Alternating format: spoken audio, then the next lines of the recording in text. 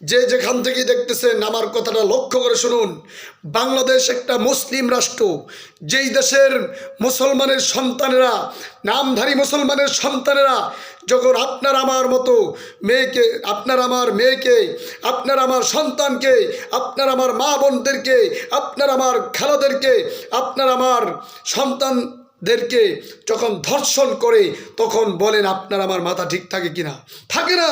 তাদের সর্বোচ্চ শাস্তি মৃত্যুদণ্ড, প্রকাশ্যে সমস্ত মানুষের সামনে মৃত্যুদণ্ড হওয়া চাই। ধর্ষণের শাস্তি মৃত্যুদণ্ড। আমি বাংলাদেশ সরকারকে বলতে চাই, একটা ফাঁসির কার্যক্রম করেন, একটা মৃত্যুর কার্যক্রম করেন, একজন ধর্ষকের বিচার করেন জনসম্মুখে, দেখবেন সারা বাংলাদেশের সমস্ত জেলায় জেলায়, থানায় থানায়, সব জায়গায় সমস্ত ধর্ষণ বন্ধ হতে বাধ্য হবে। কিন্তু আমরা এই পদক্ষেপগুলো নিচ্ছি না। ধর্ষণ করে তার সাজা হয় না।